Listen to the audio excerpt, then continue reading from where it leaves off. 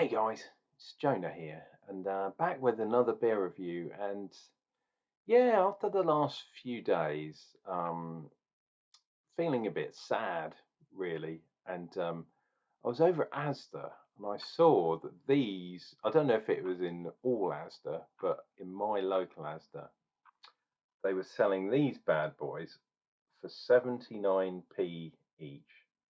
I know it's a light beer, 3.8%, but it's a good one. And been looking through a lot of the old videos from back in the home brewing days, and Wherry, as I think I've told you before, um, was one of the first kit brews I did in my second kind of homecoming of home brewing, if that makes sense. So did some brewing back when I was in college, um, back in the 90s. But this, if I look back at my reviews, this was my first actual review that I did on YouTube, and I brewed a beer the 29th of September 2010, so 14 years ago. And it was a kit beer based on this beer, and I've had it on cask. Obviously I've made my own. I've done a review of this before, I'm sure I have, but it's it's a good beer. Beer of Norfolk. It's won Champion Beer of Britain, Supreme Champion Beer of Britain. It's even got a Norfolk or a Woodforde's cap. There we go. Oh, it's not going to show it. It was focusing. There we go. Beauty, beauty, beauty. Really good beer. Nice light one. Oh, there you go. It says on the back. Supreme Champion Beer of Britain, sweet malts and grapefruit hops help to create fresh and zesty, rich amber ale. Looks amber, smells floral, reasonable bitterness. It's in the middle. A little bit more bitterness than sweetness, but never mind. Citrus and grapefruit. What else have we got there? 3.8%, so it's a really nice light beer, made in the South Wold.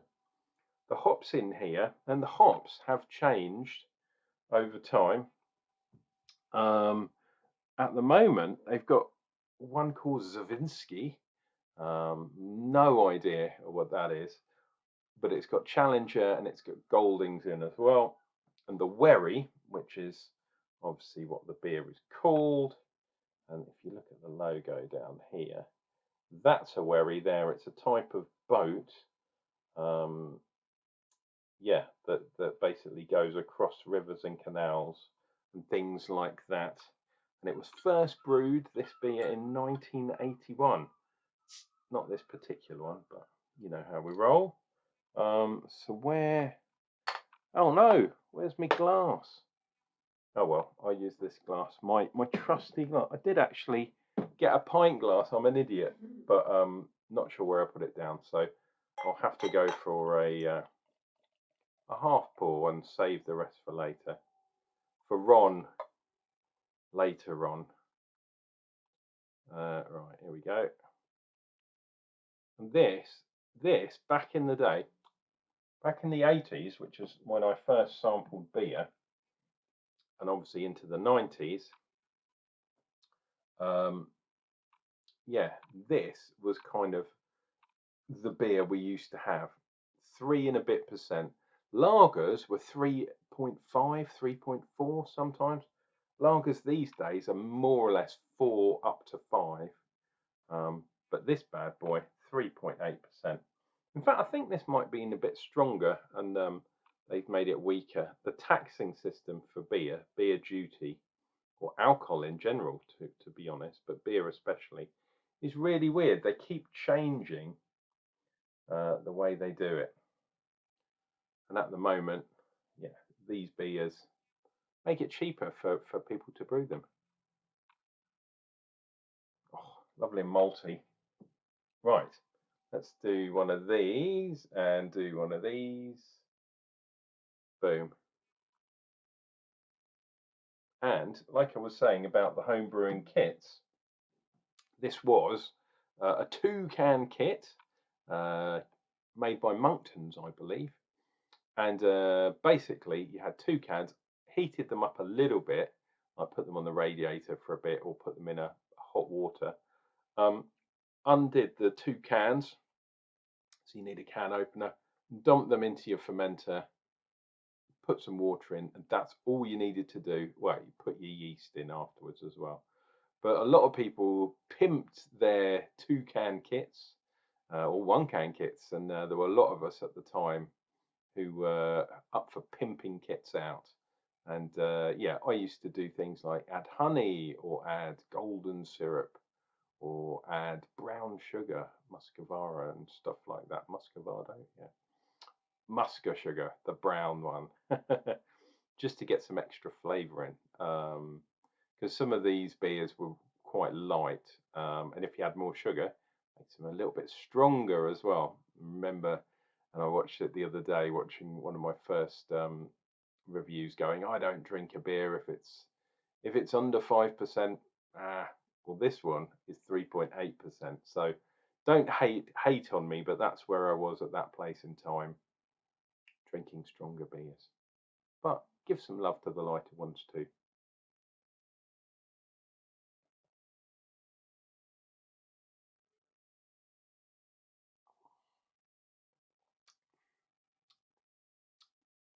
Okay, so it is quite light, but it is reasonably bitter. This is not a West Coast IPA by any means, but it does have that hoppy bite, and for such a light beer, like under 4, um, reasonable hoppiness, exactly what you want on a summer's day. And if you can look over there, which you can't unfortunately, but you can see the sun is coming into my face. Yeah, really nice day, and something like a Wherry, absolutely brilliant. Remember, I had their cask beer in uh, St Albans Beer Festival, which was, yeah, first time I went there was the same year, I think, 2010. So yeah, lots was going on that year. So I've actually tried this beer. I think that was one of the reasons why I bought it. Very available as well. It was one of the ones that used to sell in Wilkinson's before they went tits up, but you still can buy the kit. So it's a really solid, reliable one, and because it's so reliable, you can mess about with it and pimp it up and all that kind of stuff. Put some hops in, put some adjuncts in. Fantastic. The base one, a little bit kind of meh, a little bit light.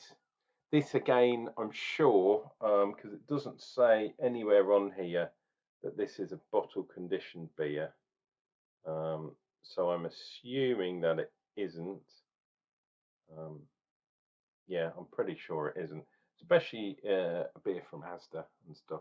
You wouldn't get it really cheap unless they were trying to, get rid of them. But yeah, I've seen these ones pop up lately, and yeah, remind me of really good times with the home brewing lads. I know I don't do so much brewing these days, but I will be back. Don't worry. I always say that, but it's true.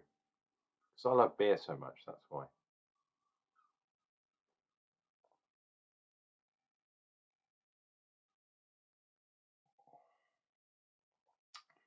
Okay, so there is a light sweetness to it, but the bitterness really comes through. And then there's a bit of sort of caramelly kind of thing going on there. Quite watery, quite light. Not surprising because it's a 3.8%. I guess you'd call it a pale ale, or maybe you'd call it a golden ale, but because it's so light in alcohol, I don't know if you'd be able to get away with that as a golden ale. What have they called it? They've just called it an amber ale. That's weird. Wherry amber ale. Colour wise, is that quite amber? Mate, I guess it is. I'd say it's a bit light for an amber, but borderline sort of gold amber colour. With regards, wow, it's quite carbonated. Ooh, because I've had it in the refrigerator. Oh my god!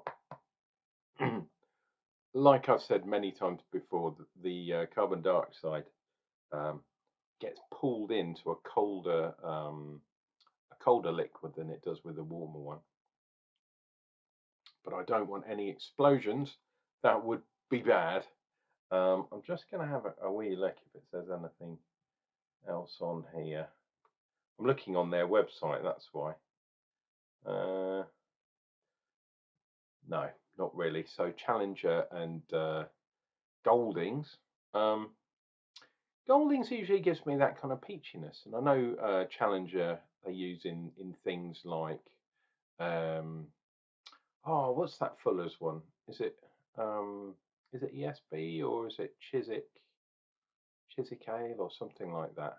Can't remember, but they use Challenger hops a lot in there, and it does give quite a nice bitterness, bit zesty, and that's kind of what I'm getting from here.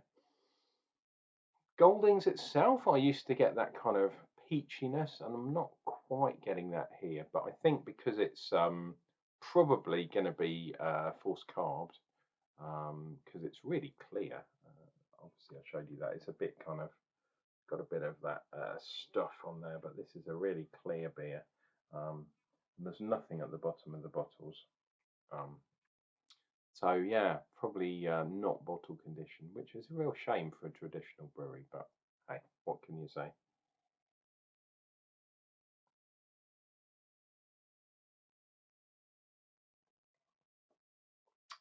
Yeah, so between the hops, those two and Savinsky, I should look it up because I don't know exactly what that one is.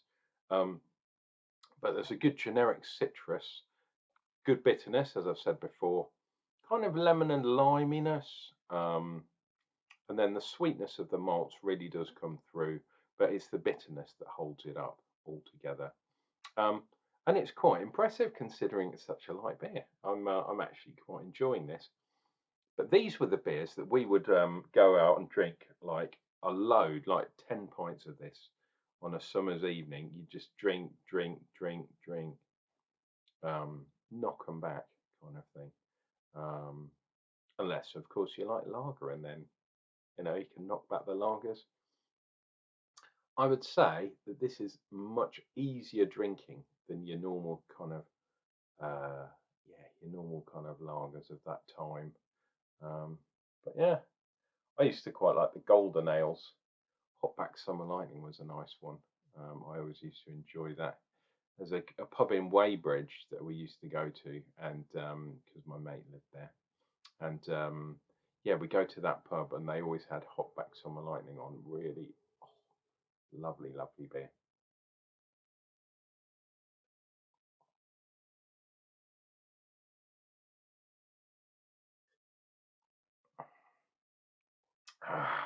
So there we go. Oh, I've got a little bit left in the bottle.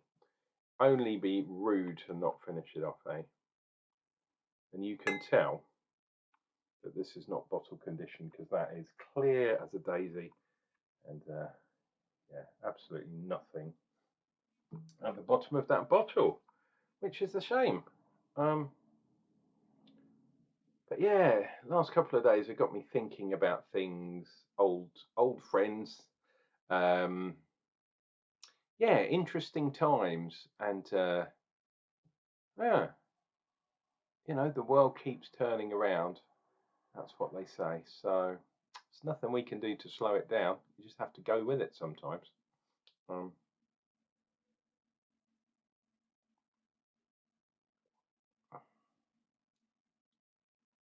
but there is also synchronicity to this world. And when you see a bottle of a beer that you've actually made 14 years ago, near enough, damn 14 years ago, 79p, you have to go and buy one. So if you're ever going to the Asda, go and check it out. See if your Woodforde's beers are on offer. Because in my Asda, there was this and the Revenge. So I bought one of those as well. But I've recently done a review on that because I saw these when they were at full price. Pardon me. 79p though for a pint of beer.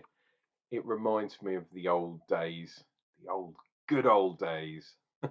This has been Unclejona, drinking beers and lamenting upon weird stuff from it feels like a previous life. Hopefully I'll cheer up. There's plenty more beer to be drinking, plenty more reviews to be done. But yeah, take care of each other, take care of yourself too, and I'll be back for another beer review real soon.